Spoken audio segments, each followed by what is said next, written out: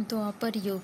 इस युग में आत्माभिमानी स्थिति से देहाभिमानी स्थिति को प्राप्त करती है। जब आत्माएं पूर्ण पवित्र होती हैं तो प्रकृति भी संपूर्ण पावन होती है, किंतु जैसे जैसे आत्माएं पतित होती जाती हैं प्रकृति भी अपनी पावनता खो देती है। यही वह समय है जब भारत में भूकंप आदि आने से वे प्रकृति की हलचल से अधिकांश स्वर्ण भूगर्भ में चले जाते हैं। प्रकृति की हलचल व प्राकृतिक आपदाएं द्वापर युग के आरंभ में ही होती हैं, जिसमें महल इत्यादि अधिकांश सत्युगी वैभवों का विनाश हो जाता है। भक्ति का प्रारंभ होता है। इस युग में ही धर्मों की स्थापना हुई।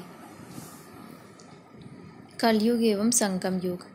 कलयुग के प्रारंभ तक 3 मुख्य धर्म इस्लाम, बौद्ध एवं क्रिश्चियन धर्म की स्थापना हो चुकी होती है, परंतु तब तक मनुष्य आत्माएं पूर्णतः अपनी स्मृति विस्मृत कर चुकी होती हैं। धर्म, युद्ध और दुखद अंधकार कलयुग की मुख्य निशानी है। राजा विकारवश कर्मेंद्रियों पर नियंत्रण होने से राज्याधिकार भी खो देते हैं। कलयुग अंत तक भारत में दरिद्रता, गरीबी एवं अराजकता का बोलबाला हो जाता है। तांत्रिक भक्ति भी अपनी चरम सीमा पर होती है, क्योंकि अथाह दुखों के कारण मनुष्य आत्माओं को और कोई मार्ग नहीं सूझता। इस समय को संगम युग या पुरुषोत्तम युग के नाम से जाना जाता है, क्योंकि इसी समय परमात्मा आत्माओं को सत्य ज्ञान से अवगत करा आत्मा रूपी पुरुष को उत्तम बनाते हैं एवं आदि सनातन देवी देवता धर्म की स्थापना करते हैं। कलयुगी अंधकारमय संसार से मुक्ति दिलाते हैं।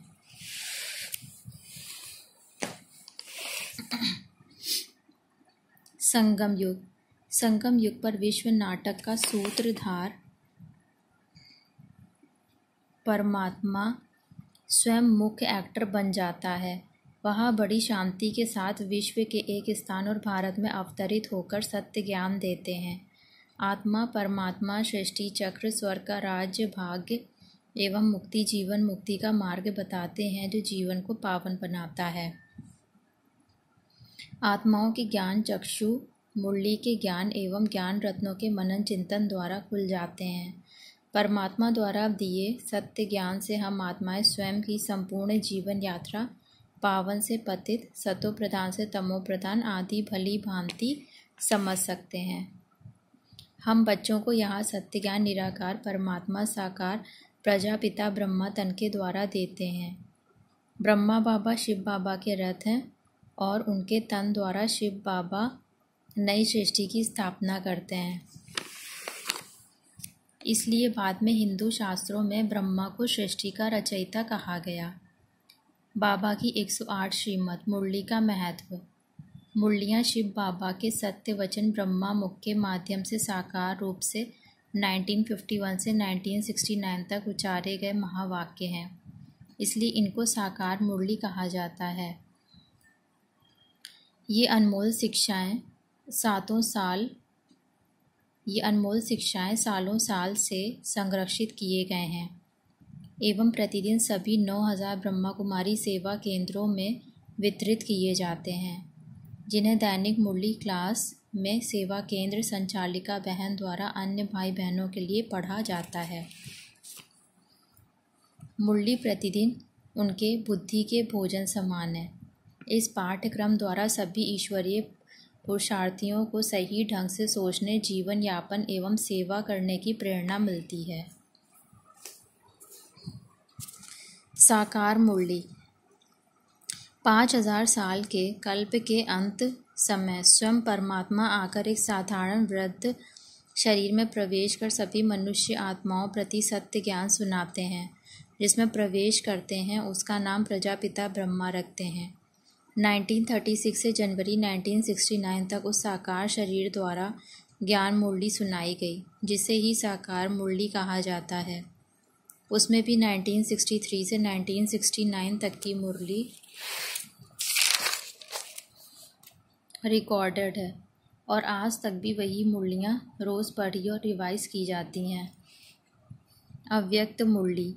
जब प्रजापिता ब्रह्मा और साकार बाबा ने शरीर छोड़ा और अव्यक्त हो गए, तब शिव बाबा परमात्मा ब्रह्मा बाबा के साथ एक साकारी शरीर में प्रवेश कर यहाँ ज्ञान सुनाने लगे।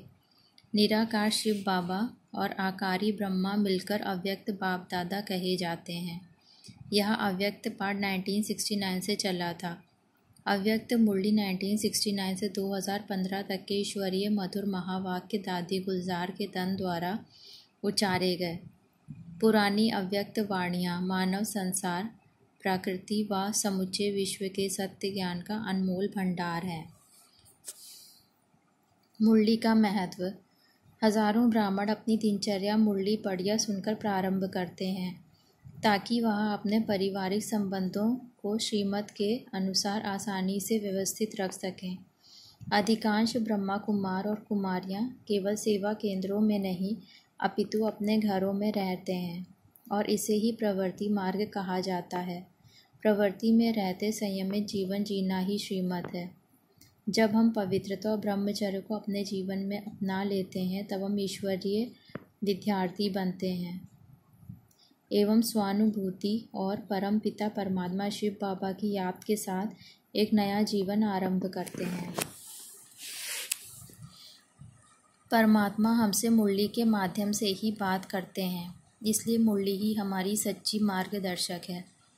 यह वो अमृत है जिसके द्वारा हम अपने परम पिता परमात्मा से अपना वर्षा प्राप्त करते हैं। वर्षा क्या है? यह वो नई दुनिया है जिसे परमात्मा स्वयं आकर स्थापित करते हैं। श्रीमत के द्वारा हम अनेक विषयों से अवगत होते हैं, जिसे अपने जीवन में कार्यान्वित करने से जीवन में स्वस्थिति व परिस्थिति को आसानी से व्यवस्थित किया जा सकता है।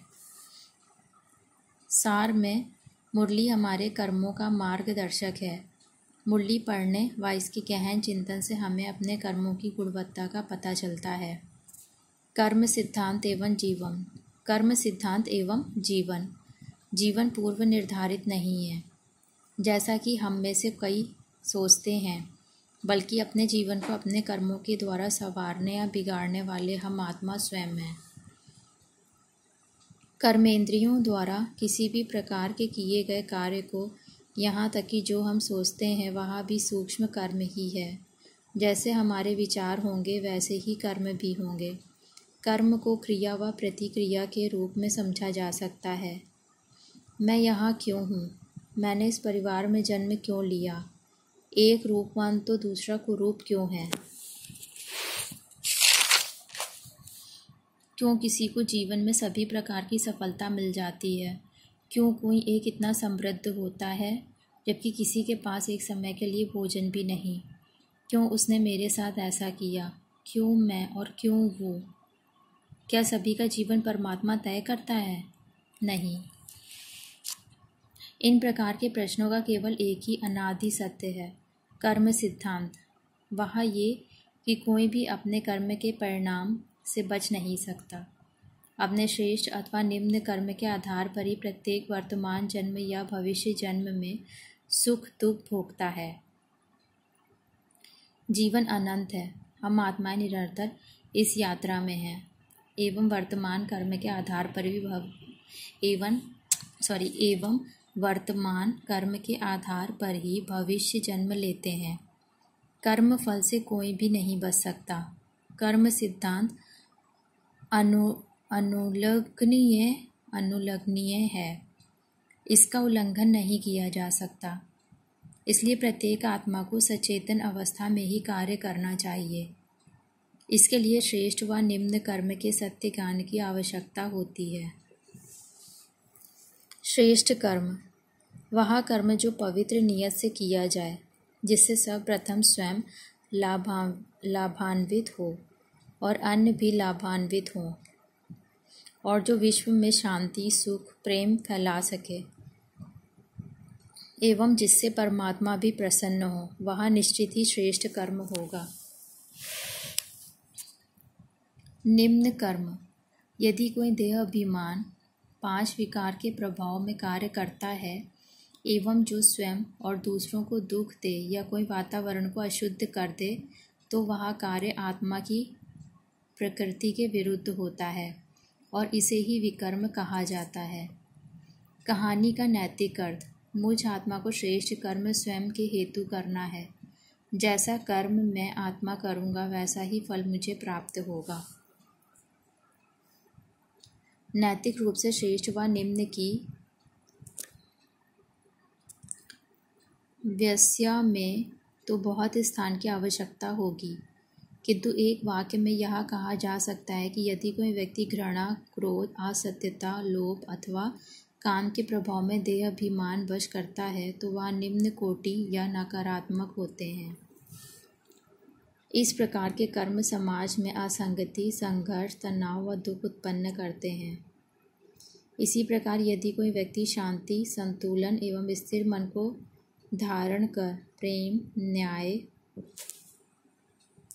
करुणा आदि के साथ कार्य करता है एवं आत्माभिमानी स्थिति में स्थित रहता है, तब वह कार्य श्रेष्ठ बन जाता है, क्योंकि ऐसे कर्म समाज में सामंजस्य, शांति, एकता व खुशी की बुद्धि करते हैं।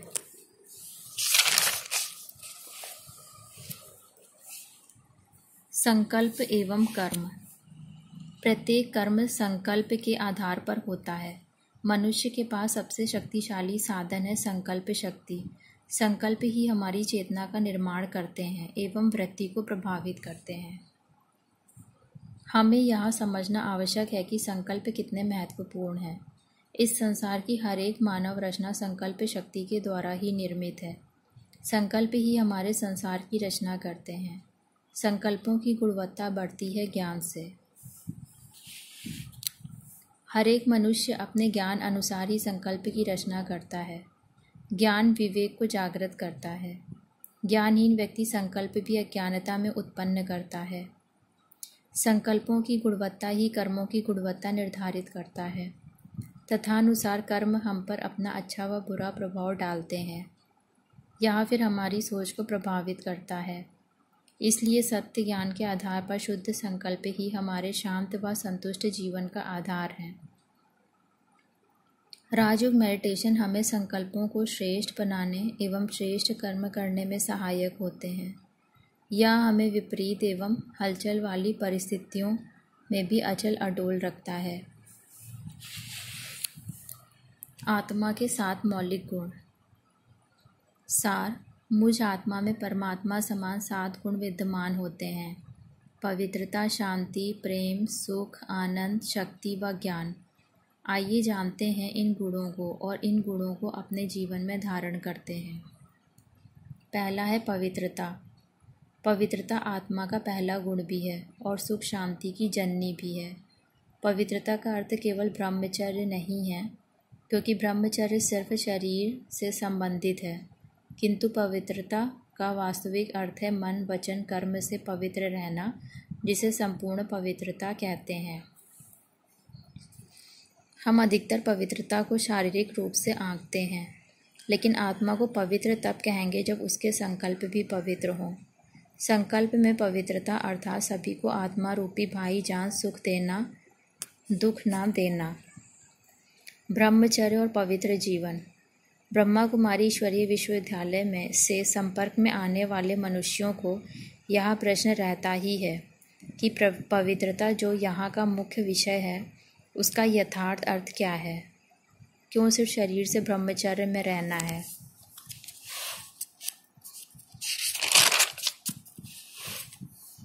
पवित्रता का गुप्त अर्थ। ब्रह्मचर्य जीवन जीने का तरीका। दुनिया ब्रह्मचर्य जीवन जीने को एक कुमारी के रूप में समझती है, लेकिन यह केवल एक बाहरी जीवन शैली नहीं है, बल्कि जीवन जीने का एक तरीका है। अब हम ईश्वरीय ज्ञान के माध्यम से यह समझ गए हैं कि ब्रह्मचर्य अर्थात मन में पवित्रता और विचारों में, मुख में शुद्धता और हमारे शब्दों में, और भौतिक शरीर की पवित्रता और ब्रह्मचर्य होने में है। पवित्रता या ब्रह्मचर्य का विषय अति सूक्ष्म है, अतः यदि कोई समझने और पूरी तरह से धारण करने की इच्छा रखता है तो एक शब्द में पवित्रता का अर्थ है संपूर्ण आत्म चेतना।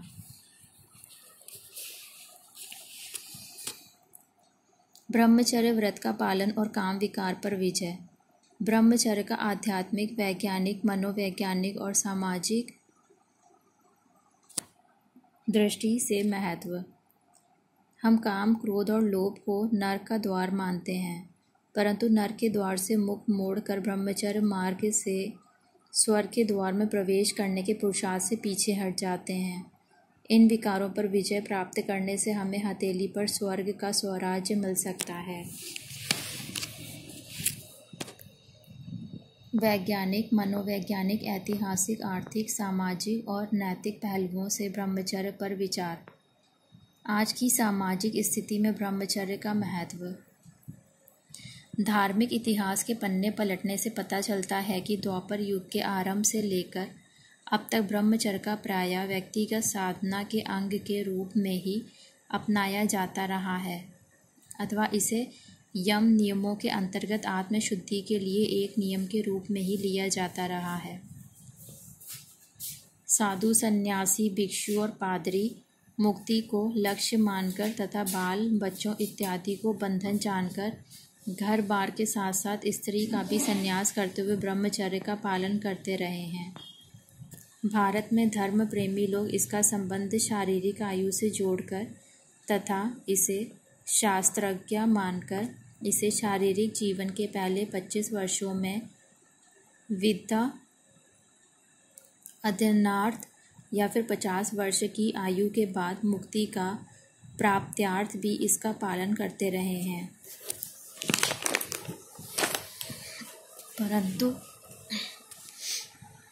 परंतु देश विदेश में लोग, सरकारें, शिक्षा संस्थाएं, समाज शास्त्री वर्ग तथा स्वास्थ्य संबंधी सेवाओं में जुटे व्यवसायी और डॉक्टर इत्यादि इसके सर्वांगीण महत्व को यथोचित रीति से नहीं जानते अथवा जानते हुए भी इससे पूरा लाभ नहीं लेते। योग और ब्रह्मचर्य की सामाजिक जीवन में उपेक्षा। ये तो योग को भी पहले केवल ईश्वरानुभूति ही का एक साधन मानकर सामाजिक जीवन में उसकी अब उपेक्षा की जाती रही है, परंतु अभी पिछले 25 से 50 वर्षों में लोगों का इस ओर कुछ ध्यान गया है कि योगाभ्यास और उसके अंतर्गत मानसिक एकाग्रता, मनन, चिंतन इत्यादि ऐसे साधन हैं जिनसे मनुष्य का मानसिक संतुलन बना रहता है और उससे उसे मानसिक शांति मिलती है और इसके फलस्वरूप पारिवारिक एवं सामाजिक जीवन संवरता है।